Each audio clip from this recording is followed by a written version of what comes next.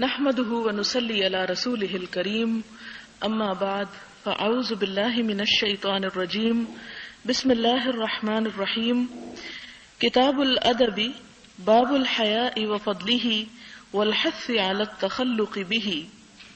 کتاب الادب حیا اور اس کی فضیلت اور اس کے متصف ہونے کی ترغیب کا بیان. وعن ابن عمر رضی اللہ عنہما ان رسول اللہ صلی اللہ علیہ وسلم مر على رجل من الانصار وهو يعظ اخاه في الحياء فقال رسول الله صلی اللہ علیہ وسلم دعه فإن الحياء من الإيمان متفق علیہ. حضرت ابن عمر رضی اللہ تعالی عنہما سے مروی ہے کہ حضور صلی اللہ علیہ وسلم انصار میں سے ایک شخص کے پاس سے گزرے جو اپنے بھائی کو حیا کی تلقین کر رہا تھا. حضور صلی اللہ علیہ وسلم نے فرمایا اسے چھوڑو، حیا تو ایمان کا حصہ ہے. یعنی آپ صلی اللہ علیہ وسلم نے اس شخص کو، جو حیا کی تلقین سے مراد یہاں پر یہ ہے کہ زیادہ شرمانے سے اپنے بھائی کو روک رہا تھا، تو آپ نے فرمایا اسے چھوڑ دو، یعنی جو حیا یہ کر رہا ہے اسے کرنے دو، کیونکہ حیا بری چیز نہیں ہے، حیا ایمان کا ایک حصہ ہے. ان عمران ابن حسین رضی اللہ عنہما قال قال رسول اللہ صلی اللہ علیہ وسلم الحیاء لا یأتی الا بخیر متفق علیہ. وفی روایت لمسلم الحیاء خیر کلہ او قال الحیاء کلہ خیر. حضرت عمران ابن حسین رضی اللہ تعالی عنہما سے مروی ہے، فرماتے ہیں کہ حضور صلی اللہ علیہ وسلم نے فرمایا حیا نہیں لاتا مگر بھلائی، یعنی حیا سے بھلائی کے سوا اور کچھ نہیں ملتا. اور ایک اور روایت میں ہے حیا سارے کا سارا بھلائی ہے، یا ایک اور الفاظ میں یوں ہے کہ حیا سراپا بھلائی ہے، کہ حیا کرنا یا شرم و حیا اختیار کرنا جو ہے اس سے انسان کا کچھ بگڑتا نہیں، بلکہ انسان بھلائی ہی بھلائی سمیٹتا ہے. اور حیا بھلائی کا دوسرا نام ہے، خیر کا دوسرا نام ہے. وعن ابی ہریرہ رضی اللہ عنہ ان رسول اللہ صلی اللہ علیہ وسلم قال الایمان بضع وسبعون او بضع وستون شعبۃ فافضلها قول لا الہ الا اللہ وادناها اماطۃ الاذى عن الطریق والحیاء شعبۃ من الایمان متفق علیہ. حضرت ابو ہریرہ رضی اللہ تعالی عنہ سے مروی ہے کہ حضور صلی اللہ علیہ وسلم نے فرمایا ایمان کے 70 سے کچھ زیادہ یا 60 سے کچھ زیادہ حصے ہیں، ان میں سب سے افضل حصہ لا الہ الا اللہ کہنا ہے، یعنی ایمان کا اظہار اور اقرار. اور سب سے کم درجے والا شعبہ یہ ہے کہ راستے سے تکلیف دہ چیز کو ہٹا دیا جائے. اور حیا بھی ایمان کا ایک حصہ ہے. یعنی ایمان جو ہے وہ صرف لا الہ الا اللہ پڑھنے کا نام نہیں، یا صرف زبان سے اسلام یا ایمان کے اظہار یا اقرار کا نام نہیں، بلکہ عمل کے مختلف حصوں یا پہلوؤں کا نام ہے. اور ان میں حیا بھی ایک حصہ ہے جس کا عملی زندگی سے تعلق ہے. اسی طرح رستے سے تکلیف دہ چیزوں کا ہٹانا وہ بھی ایک طرح سے ایمان ہی کا ایک حصہ ہے. حالانکہ ہمارے ہاں ایمان کی ایک بہت محدود اور بہت چھوٹی تصویر پائی جاتی ہے کہ جس کا تعلق صرف انسان کی اس لا الہ سے ہے اور اس سے زیادہ آگے عمل سے کوئی چیز متعلق نہیں، جبکہ حقیقت اس کے برعکس ہے. اسی طرح ایک اور روایت میں ہے عن ابی سعید الخدری رضی اللہ عنہ قال کان رسول اللہ صلی اللہ علیہ وسلم اشد حیاء من العذراء فی خدرها فاذا رأى شیئا یکرہہ عرفناہ فی وجہہ متفق علیہ.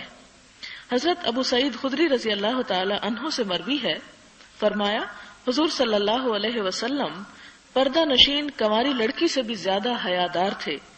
جب آپ کوئی ناپسندیدہ چیز دیکھتے تو ہم اس ناپسندیدگی کے آثار آپ کے چہرے پر دیکھ لیتے تھے. علماء کہتے ہیں کہ حیا کی حقیقت وہ خلق یا عادت یا صفت یا خصلت ہے جو انسان کو ناپسندیدہ چیز چھوڑنے کی ترغیب دے اور اس کو حقدار کے حق میں کمی کرنے سے روکے. حضرت جنید بغدادی رحمۃ اللہ علیہ سے منقول ہے کہ حیا کا مطلب یہ ہے کہ انسان خدا کی بے پایاں رحمتوں کو تصور میں لائے اور اپنی کوتاہیوں کا بھی تصور کرے، ان دونوں تصورات کے درمیان ایک کیفیت جنم لے گی، اسی کیفیت کا نام حیا ہے۔ یہاں پر حیا کی دراصل ڈیفینیشن بتائی گئی ہے کہ حیا ہے کیا چیز۔ حیا انسان کے اندر کے ایک احساس کا نام ہے، اور وہ کیسا احساس؟ وہ احساس یہ کہ انسان کسی غلط کام کو کرنا چاہے اور وہ قوت اور وہ احساس انسان کو اس غلط کام سے روک دے، یہ دراصل حیا ہے۔ حیا کسی ظاہری چیز کا نام نہیں، یا کسی زبان سے کسی چیز کے دہرانے کا نام نہیں، بلکہ بطور خاص انسان کے اندر کی کیفیت کا نام ہے، کہ انسان کے اندر ایک ایسی قوت اور ایک ایسا ولولہ اور ایک ایسا جذبہ پایا جائے کہ جس کی وجہ سے کوئی بھی غلط کام اسے نہ کرنے کی قوت حاصل ہو جائے۔ اور دوسرا جو حضرت جنید بغدادی کا قول ہے، اس میں بھی وہ حیا کی ڈیفینیشن کچھ اس طرح بتاتے ہیں کہ انسان اللہ تعالیٰ کی رحمتوں کو ذہن میں لائے اور اپنی کوتاہیوں کے بارے میں بھی سوچے، اور پھر ان دونوں کے درمیان جو احساس پیدا ہو، کیا یہ کس طرح کہ انسان سوچتا ہے کہ اللہ تعالیٰ نے مجھے فلاں اور فلاں نعمت عطا کی، اپنی زندگی میں مختلف نعمتیں جو اس کو مختلف صلاحیتوں سے مختلف طریقوں سے ملی ہیں، اور وہ انسان کب سوچ سکتا ہے؟ جب انسان اپنے سے کمتر لوگوں کو دیکھے، کیونکہ جب انسان اپنے سے دنیا کی حیثیت میں بڑے لوگوں کو دیکھے تو انسان کے دل میں شکوے اور شکایات پیدا ہوتے ہیں، جبکہ انسان اگر اپنے سے کمتر لوگوں کو دیکھے تو اسے اللہ تعالیٰ کی نعمتوں کا حقیقی معنوں میں احساس ہوتا ہے۔ انسان ایک طرف یہ دیکھے کہ اللہ تعالیٰ نے اس پر کیا کچھ انعام اور اکرام نہیں کیے، اور دوسری طرف یہ دیکھے کہ وہ اللہ تعالیٰ کی عبادت میں کتنی چستی دکھا رہا ہے، اللہ تعالیٰ کی اطاعت میں کتنا سرگرم ہے۔ جب ان دونوں چیزوں کو انسان کمپیئر کرے تو خود بخود انسان کے اندر ایک ایسی کیفیت جنم لے گی کہ جس کو حیا کا نام دیا جا سکتا ہے۔ یہ بالکل ایسے ہی ہے کہ جیسے آپ ایک انسان کے ساتھ جب معاملہ کرتے ہیں اور ایک انسان آپ کے ساتھ ہر موقع پر بھلائی اور خیر اور اچھے جذبات رکھتا ہے، اور جواباً آپ اس کے ساتھ کچھ نہیں کرتے، اس کے کسی احسان کو نہیں مانتے یا کسی احسان کا جواب احسان سے نہیں دیتے، تو ایک وقت ایسا آتا ہے اگر انسان کے اندر کچھ بھی انسانیت باقی ہو کہ اس کو یہ احساس ہوتا ہے کہ فلاں شخص میرے ساتھ اتنا اچھا ہے اور میں کیا کر رہا ہوں، تو اس کیفیت اور اس احساس کا نام جو ہے وہ حیا ہے۔ اور جتنا یہ احساس بڑھتا چلا جائے گا انسان اللہ تعالیٰ کی اتنی ہی تابعداری زیادہ کرے گا۔ باب حفظ السر، راز کی حفاظت کرنے کا بیان۔ قال اللہ تعالی وَأَوْفُوا بِالْعَهْدِ إِنَّ الْعَهْدَ كَانَ مَسْئُولًا، اللہ تعالیٰ نے ارشاد فرمایا اور پورا کیا کرو اپنے عہد کو، بے شک ان وعدوں کے بارے میں تم سے پوچھا جائے گا۔ تو یہاں پر لفظ عہد استعمال ہوا ہے، جبکہ کسی کا راز بھی انسان کے پاس ایک عہد کی طرح ہے۔ جس طرح وعدہ پورا کرنا ایک فرض ہے انسان کے اوپر اخلاقی، اور اسی طرح کسی کا راز جان لینے کے بعد یا رازدان ہونے کے بعد اس راز کو چھپانا بھی ایسے ہی لازم ہے جیسے ایک عہد کا پاس کرنا۔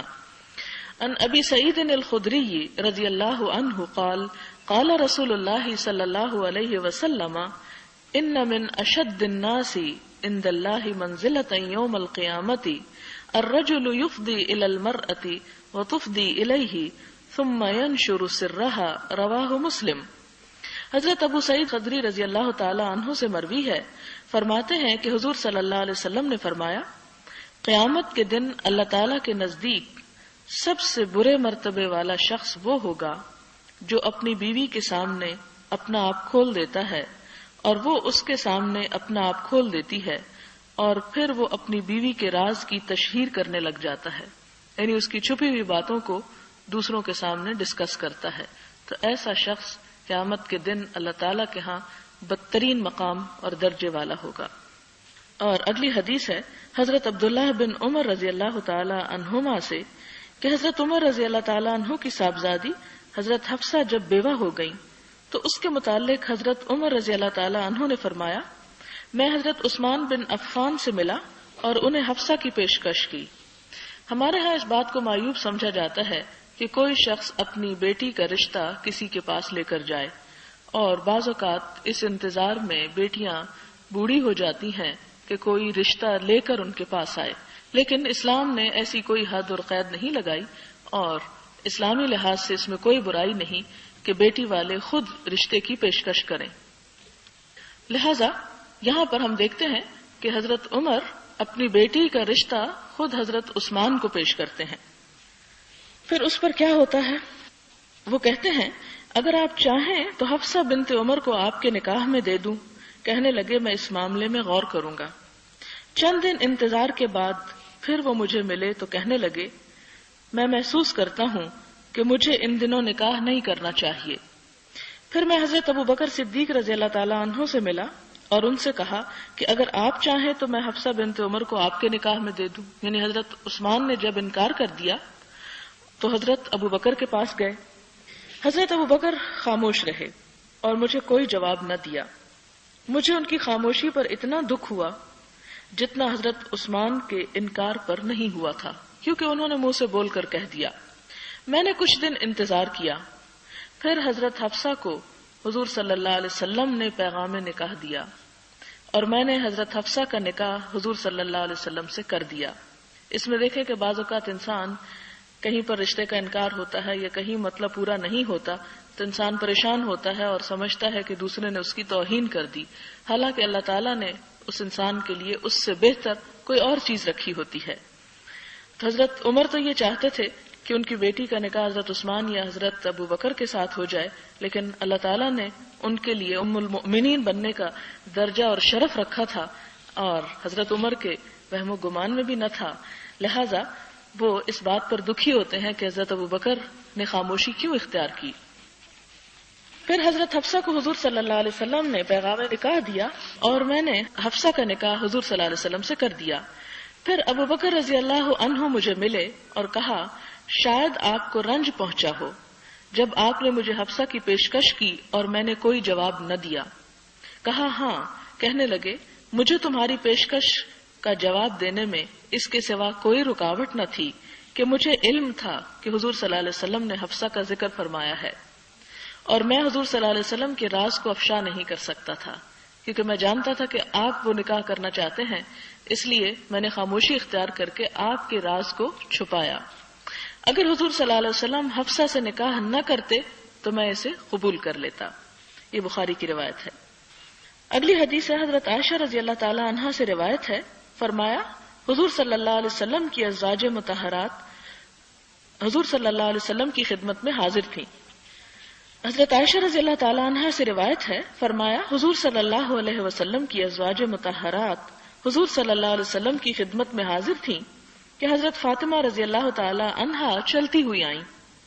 ان کی چال حضور صلی اللہ علیہ وسلم کی چال سے ذرا بھر بھی مختلف نہ تھی، یعنی بہت زیادہ ریزمبلنس تھی ان کے ساتھ چلنے میں۔ جب حضور صلی اللہ علیہ وسلم نے انہیں دیکھا تو انہیں مرحبا فرمایا، یعنی ویلکم کیا اور فرمایا اے میری بیٹی خوش آمدید۔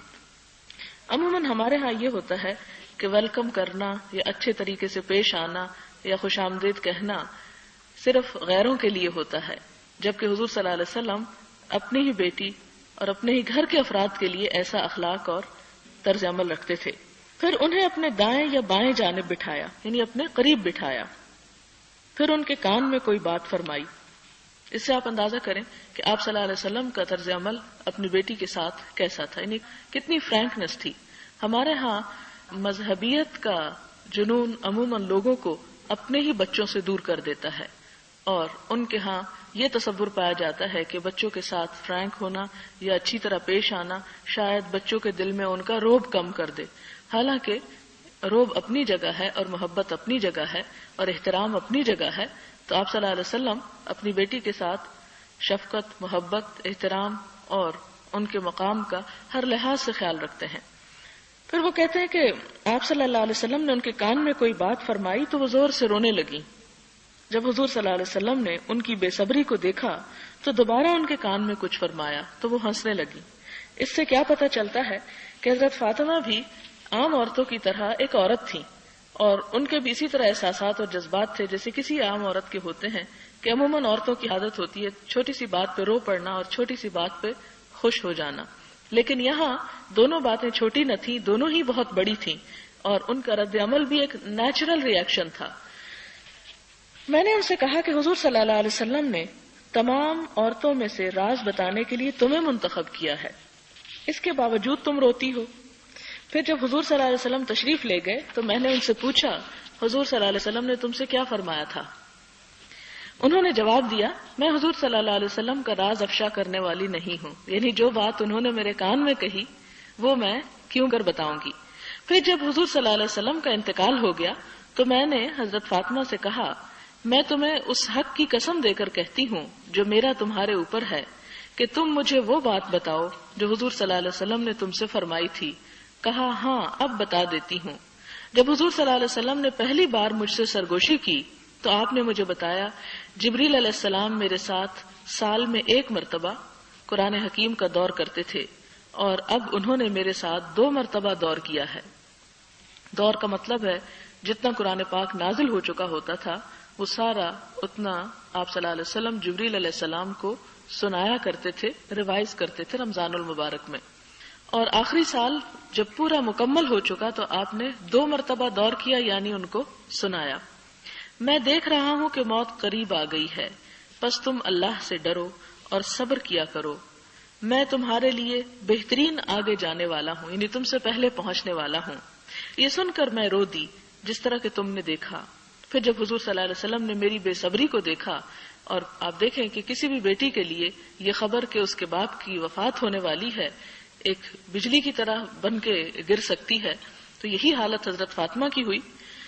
جب میری بے صبری کو آپ صلی اللہ علیہ وسلم نے دیکھا تو دوبارہ میرے ساتھ خفیہ بات کی اور فرمایا اے فاطمہ کیا تم اس پر راضی نہیں کہ تم مومن عورتوں کی سردار ہو، یا فرمایا اس امت کی عورتوں کی سردار ہو، کہ تمہیں میں خوشخبری دیتا ہوں کہ اگرچہ میں تمہیں اب چھوڑ کر جانے والا ہوں لیکن تمہارا مقام آخرت میں بہت بلند ہوگا، اور وہ یہ کہ تم اس امت کی عورتوں کی سردار ہوگی، یعنی تمہارا وہاں پر تمام عورتوں سے بلند مرتبہ ہوگا. اب اس میں آپ دیکھیں کہ ہمیں یہ دیکھنا چاہیے کہ حضرت فاطمہ رضی اللہ تعالی عنہا کے پاس کیا خوبی تھی، کیا ان کے اعمال تھے، کیا چیز تھی جس نے انہیں دنیا کی عورتوں کا نہیں جنت کی عورتوں کا سردار، کیونکہ جنت میں جانا ہی ایک مشکل کام، اور پھر جنت میں جا کر تمام عورتوں سے اور خاص طور پر آپ صلی اللہ علیہ وسلم کی امت کی عورتوں سے ان کا مقام سب سے بلند. تو ان اعمال کی تلاش اور ان چیزوں کی تلاش کرنی چاہیے جو آپ رضی اللہ تعالی عنہا کی ذات میں تھیں. اور اس میں آپ دیکھتے ہیں کہ حضرت فاطمہ رضی اللہ تعالی عنہا کی زندگی کے جو خصائص ملتے ہیں ان میں یہ کہ ایک فرما بردار بیٹی اور ایک فرما بردار بیوی اور اللہ تعالیٰ کی عبادات کو بہترین طریقے سے انجام دینے والی اور اپنے دین اور اپنی دنیا کے کاموں کو بھی بذات خود کرنے والی تھی. جب انہوں نے ایک مرتبہ حضور صلی اللہ علیہ وسلم سے شکایت کی کہ کام کر کر کے ان کے ہاتھ جو ہیں وہ سیاہ ہو گئے ہیں اور وہ بہت تھک جاتی ہیں اور آپ ان کے لیے کوئی غلام کا بندوبست کریں، تو اس وقت آپ نے ان کو جواب میں وہ تسبیحات سکھا دی. اس کے علاوہ یہ ہے کہ آپ صلی اللہ علیہ وسلم کی بیٹی بھی تھی، لیکن صرف بیٹی ہونے کی وجہ سے آپ صلی اللہ علیہ وسلم نے فرمایا کہ تم جنت میں نہیں جا سکتی، جیسے کہ ایک اور روایت میں ہمیں ملتا ہے. آپ نے ایک جگہ پر فرمایا کہ اے محمد صلی اللہ علیہ وسلم کی پھوپھی صفیہ اور اے بیٹی فاطمہ تم اپنے لیے خود کچھ کرو، اس لیے کہ میرا نبی ہونا تمہارے کسی کام نہ آئے گا. اور پھر اس میں آپ دیکھیں کہ آپ کی بیٹیاں تو اور بھی تھیں. اگر صرف بیٹی ہونے کی وجہ سے جنت کا سردار بننا ممکن ہوتا تو پھر باقی بیٹیوں کو بھی یہی مقام ملنا چاہیے تھا، لیکن ان کی بنسبت آپ رضی اللہ تعالی عنہا کا اگر مقام ہے تو یہ ہم سب کے لیے قابل توجہ اور قابل غور بات ہے. کہتی ہیں کہ جب آپ نے مجھے یہ خوشخبری دی تو میں ہنس پڑی جیسا کہ تم نے دیکھا. اور یہ عبارت مسلم کی ہے. اگلی حدیث ہے حضرت ثابت سے روایت ہے کہ وہ حضرت انس رضی اللہ تعالی عنہ سے روایت کرتے ہیں، فرمایا حضور صلی اللہ علیہ وسلم میرے پاس تشریف لائے اور میں بچوں کے ساتھ کھیل رہا تھا. آپ نے ہمیں سلام کیا اور مجھے کسی کام سے بھیج دیا. میں اپنی ماں کے پاس دیر سے پہنچا. جب میں آیا تو ماں نے پوچھا دیر کس وجہ سے کی؟ عرض کیا مجھے حضور صلی اللہ علیہ وسلم نے ایک کام کے لیے بھیج دیا تھا. ماں نے کہا کیا کام تھا؟ میں نے کہا وہ راز ہے. ماں نے کہا حضور صلی اللہ علیہ وسلم کے راز سے کسی کو آگاہ نہ کرنا. انس نے کہا اگر میں اس کے متعلق کسی کو بتاتا تو خدا کی قسم اے ثابت تمہیں بتاتا جو یہ حدیث روایت کر رہے ہیں، لیکن وہ انہوں نے کسی کو بھی نہیں بتایا. اس سے آپ اندازہ کریں کہ نہ صرف یہ کہ عورتیں یعنی عورتوں میں حضرت فاطمہ نے بلکہ بچوں میں حضرت انس نے، کیونکہ حضرت انس صرف 10 سال کی عمر کے تھے جب آپ کے پاس آئے، اور جس وقت یہ بات ہوئی اس وقت بھی کوئی بہت بڑے نہ تھے، کیونکہ ابھی بھی وہ اپنی ماں کے پاس ہی رہتے تھے. تو وہ جب ان سے پوچھتی ہیں کہ کس کام کے لیے گئے تھے، جس طرح کہ ماؤں کی عادت ہوتی ہے، تو وہ جواب میں نہیں بتاتے. اور آپ دیکھیں کہ ماں بھی کتنی سمجھدار ہے کہ اصرار نہیں کرتی، بلکہ ایک اچھی تربیت اور ایک اچھی تعلیم اپنے بچے کو دیتی ہیں کہ ہاں تم کسی اور کو بھی نہیں بتانا. یہ نہیں کہتی کہ میں تو ماں ہوں اور ماں کا واسطہ دیتی ہوں، مجھے تو بتا دو. نہیں، ان کے ہاں اس قسم کا تجسس نہیں پایا جاتا تھا. اور ایسا کیوں؟ اس لیے کہ حضور صلی اللہ علیہ وسلم کی یہ تعلیم ہے کہ من حسن اسلام المرء ترکہ ما لا یعنیہ، کہ انسان کے اسلام کا حسن اس بات میں ہے کہ وہ ان ساری چیزوں کو چھوڑ دے جس سے اس کا کوئی مطلب نہیں، یعنی جس کا اس سے کوئی تعلق نہیں، کوئی واسطہ نہیں. انسان ان بیکار چیزوں میں نہ پڑے. کیوں؟ اس لیے کہ اللہ تعالیٰ نے انسان کو جو صلاحیتیں بھی دی ہیں ان سب کا اس سے حساب لیا جائے گا. وہ اس لیے نہیں کہ انسان بیکار باتوں میں اور بیکار دلچسپیوں میں مصروف ہو کر اپنی قوتوں اور صلاحیتوں کو ادھر ادھر کی گپ شپ میں ضائع کر دے.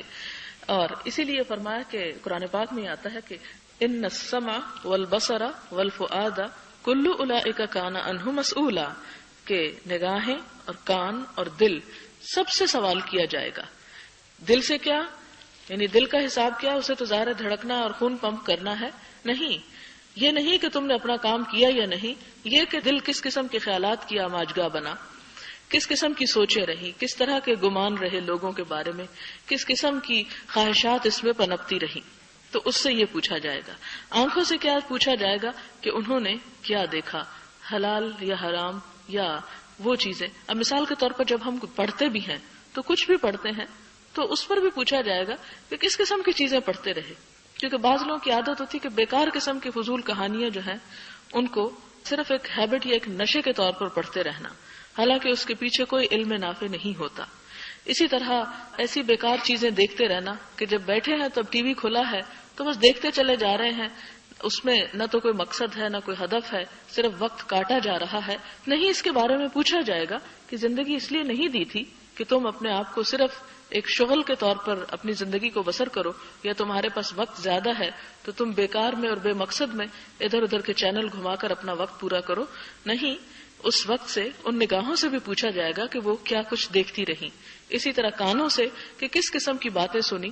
اور باتیں سننے میں ہمارے ہاں عموماً جن باتوں میں خواتین کی دلچسپی ہوتی ہے وہ دوسروں کی پرسنل لائف اور دوسروں کے حالات کے بارے میں جاننا اور تجسس کرنا اور غیبت اور اسی قسم کی من گھڑت کہانیاں، خواہ وہ جھوٹی ہوں یا سچی، ان میں دلچسپی عموماً زیادہ ہوتی ہے. ان میں عموماً کان زیادہ لگائے جاتے ہیں. آپ دیکھیں کہ جب کوئی کام کی بات ہوتی ہے اور سنائی جاتی ہے تو بہت سے لوگ توجہ نہیں کرتے. جیسے یہاں بھی میں دیکھتی ہوں کہ کچھ لوگ ادھر ادھر چیزوں کو دیکھتے رہتے ہیں، یہاں آ کر بھی وہ اصل مقصد نہیں پاتے. تو اسی طرح عموماً یہ ہوتا ہے کہ وہ لوگ کام کی باتیں کم سنتے ہیں. لیکن اگر اس وقت میں کسی کی ذاتی زندگی کا قصہ کھولوں یا کوئی بات بتاؤں تو آپ دیکھیں گے کہ کوئی شخص بھی ایسا نہیں ہوگا جو پوری طرح الرٹ نہیں ہوگا، بلکہ پوری طرح توجہ سے سنا جائے گا، اور چاہے وہ جھوٹا ہی کیوں نہ ہو. یہ ایسا کیوں ہوتا ہے؟ ایسا اس لیے ہوتا ہے کہ ہمارے ساتھ ایک فورس لگی ہوئی ہے جس کو ہم شیطان کے نام سے یاد کرتے ہیں. وہ ان چیزوں کو ہمارے لیے خوشنما بنا کے دکھاتا ہے. جس طرح اللہ تعالیٰ قرآن پاک میں بھی کہتے ہیں نا کہ وہ شیطان جو ہے کھلا دشمن ہے. وہ تمہارے لیے کیا کرتا ہے؟ اس نے کہا تھا نا کہ لَأُزَيِّنَنَّ لَهُمْ، میں ان کے لیے دنیا کی چیزوں میں زینت پیدا کروں گا، خوبصورت خوشنما بنا کر دکھاؤں گا. تو وہ اچھی چیزوں کو خوشنما بنا کر نہیں دکھاتا، ان چیزوں کو خوشنما بنا کر دکھاتا ہے جو دراصل ہمارے لیے فائدے کی نہیں، نقصان کی ہے، جن سے ہم کچھ سیکھتے نہیں بلکہ الٹا اپنے اعمال کو برباد کرتے ہیں. تو یہ انسان کے لیے ایک بہت بڑا امتحان ہے، ہم سب کے لیے ایک بہت بڑا چیلنج ہے. اور اس چیلنج کو ہم تبھی میٹ کر سکتے ہیں جب ہم اپنے نفس پر کنٹرول کرنے والے ہوں اور اس بات کے لیے تیار رہیں کہ ہمارے ان تمام اعضاء کا بھی حساب ہونے والا ہے.